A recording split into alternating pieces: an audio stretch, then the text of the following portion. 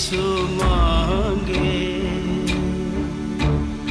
गाहे तब जय गाथा। जन गण मंगलदायक जय हे, भारत भाग्य विधाता जय हे, जय हे, जय हे, जय जय जय जय हे।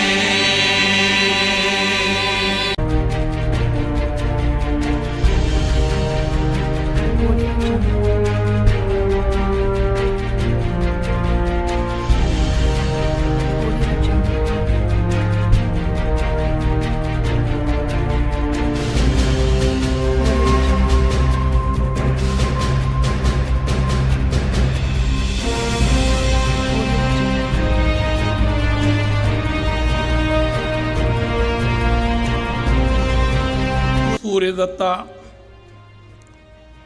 राष्ट्रीय पुरस्कार 2022 के इस वितरण समारोह में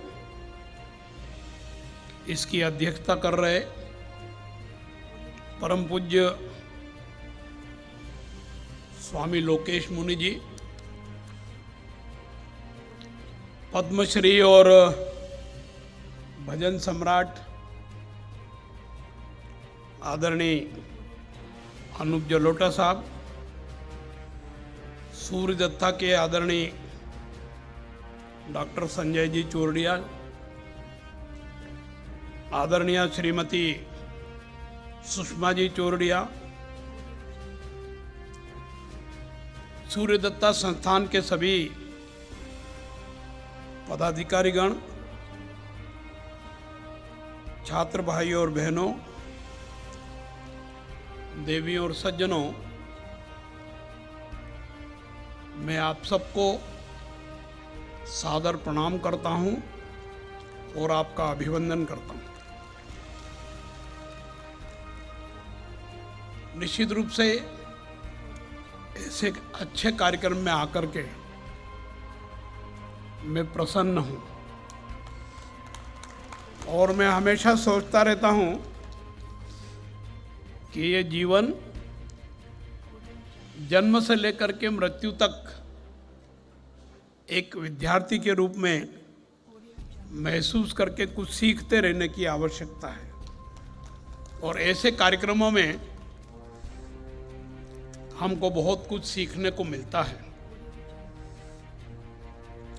आज के इस समारोह में मंच पर जो विराजमान हैं आचार्य डॉक्टर लोकेश मुनि जी, देश भर में लगभग 20,000 किलोमीटर से अधिक की पदयात्रा करके जन जन में नैतिक, चारित्रिक व मानवीय मूल्यों के लिए चेतना जगाने का कार्य कर रहे हैं और किया भी है। आपने विश्व में अहिंसा, शांति, सद्भावना की स्थापना के लिए अहिंसा विश्व भारती संस्थान की स्थापना करके इस दिशा में सक्रिय और कठोर परिश्रम किया है। समाज में एकता, समन्वय, सौहार्द के लिए किए गए विशिष्ट प्रयासों के लिए आपको भारत सरकार ने वर्ष 2010 के राष्ट्रीय सांप्रदायिक सद्भाव पुरस्कार से भी सम्मानित किया है। निश्चित रूप से ये उनके द्वारा किया गया प्रशंसनीय कार्य है। संयुक्त राष्ट्र महासंघ के मंच पर भी इन्हें विश्व शांति राजदूत की उपाधि दी गई है। सूर्यदत्ता शैक्षिक संस्थान पिछले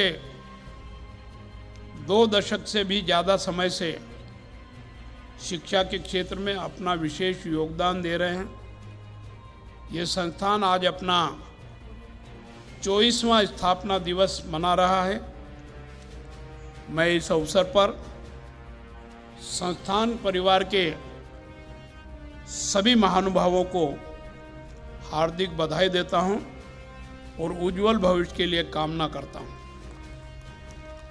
इस हरे भरे एवं स्वच्छ परिसर में एक सकारात्मक ऊर्जा विद्यमान है जो हमको युवा पीढ़ी के रूप में दिखाई दे रही है।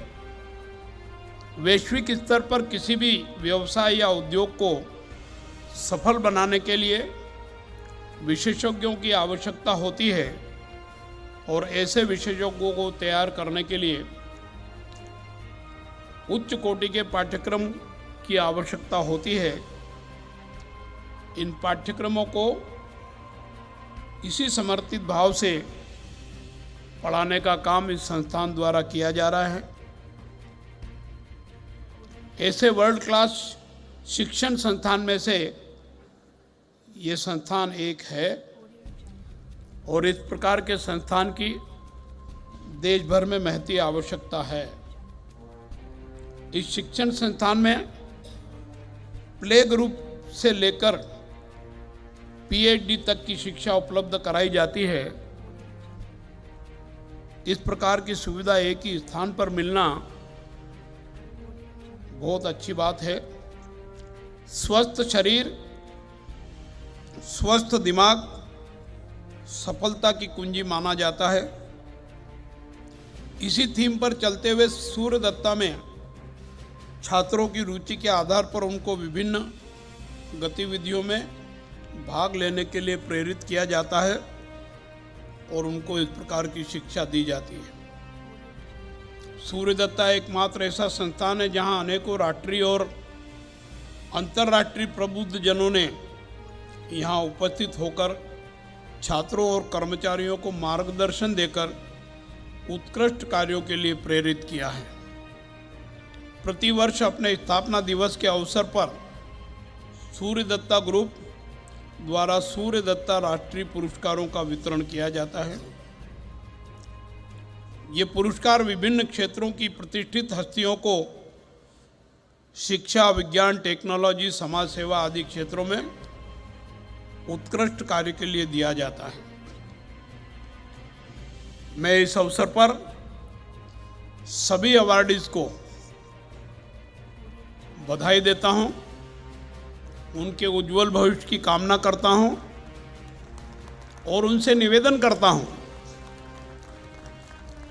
कि आपको ये सम्मान जो मिला है,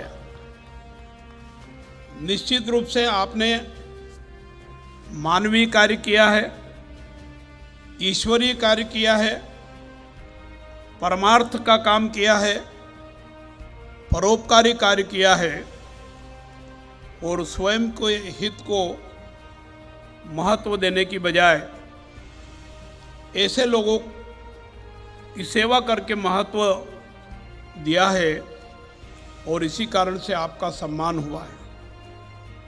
सम्मान उसी का होता है जो अच्छा कार्य करता है। आपने अच्छा कार्य किया इसलिए आपको सम्मानित किया गया और इस सम्मानित होने पर आपको इस बात की प्रेरणा लेना चाहिए कि हमने कुछ अच्छा काम किया है तो हमको सम्मानित किया है, आगे और भी इससे अच्छा काम करें ताकि जीवन भर इसी प्रकार से सम्मानित होते रहें। मैं यहाँ बैठे हुए अन्य सभी महानुभावों से अनुरोध करता हूँ कि आज जिनका सम्मान हुआ है उनसे हम प्रेरणा लें और ये संकल्प लेकर जाएं कि इन्होंने अच्छा काम किया है, इनके ईश्वरीय कार्य करने के कारण इनको सम्मानित किया है, हम भी इसी प्रकार का काम करें और भविष्य में हमको भी सम्मान मिले। और जब इस प्रकार की प्रतिस्पर्धा फैलेगी तो सारे देश में जनहित के कार्य होंगे, विश्व शांति की दिशा में, विश्व कल्याण की ओर बढ़ने में भारत के इस प्रकार से कामों से दुनिया को प्रेरणा मिलेगी। ये जो राष्ट्रीय पुरस्कार दिए जाते हैं, इसके पूर्व इसरो के अध्यक्ष श्री सिवान साहब को, पद्म भूषण पंडित भीमसेन जोशी जी को, वैज्ञानिक डॉक्टर कस्तूरी रंगन जी को, योगाचार्य पद्म भूषण डॉक्टर VKS अयंगर जी को, सुश्री किरण बेदी जी को और अनेक ऐसे महान कार्य करने वाले महान पदों पर विराजमान महापुरुषों को दिए गए। जैसा पूज्य लोकेश मुनि जी ने कहा कि श्री श्री रविशंकर जी को भी ये सम्मान हमने 5 तारीख को बेंगलोर में दिया है।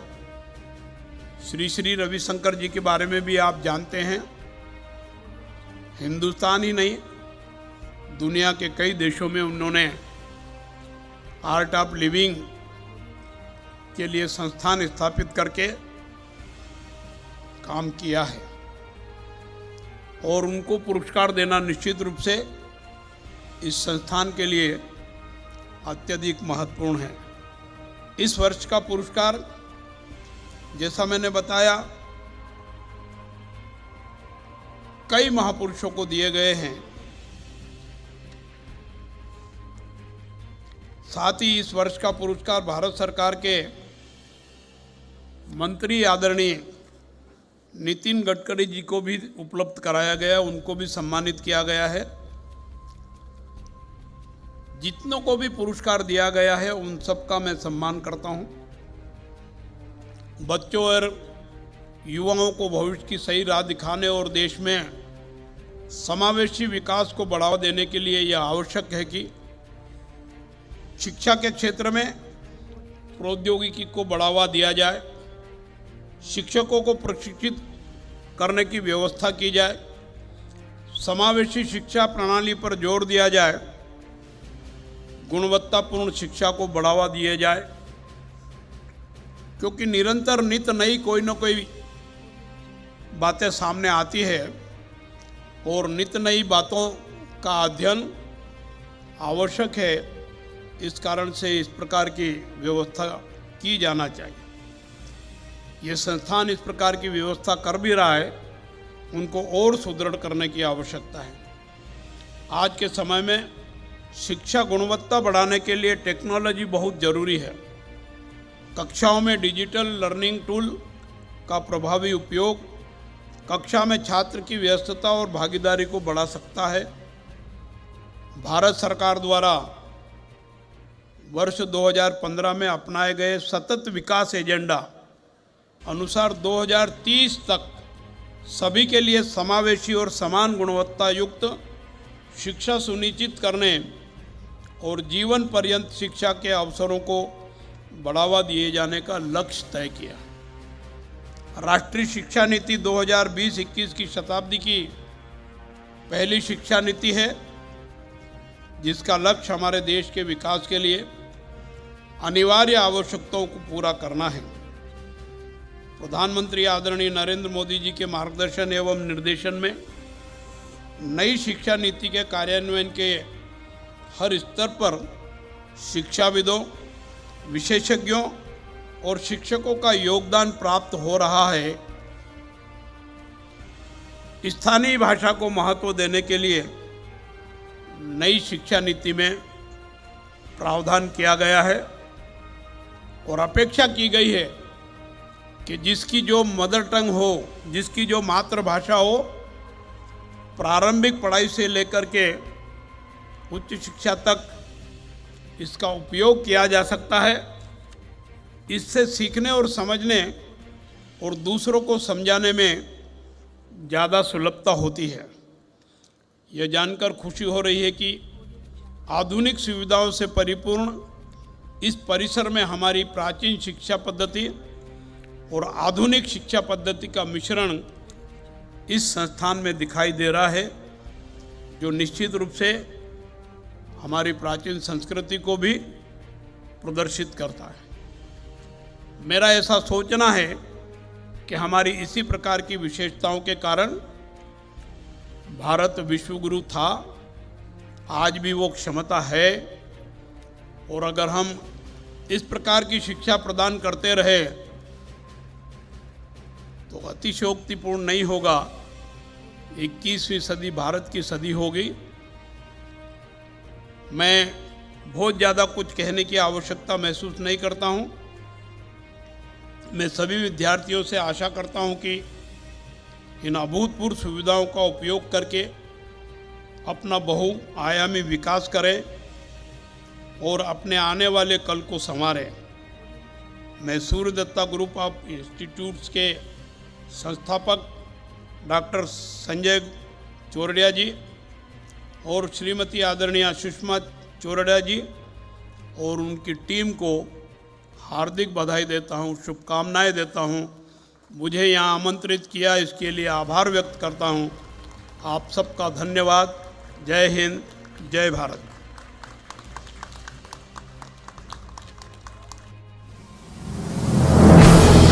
Audio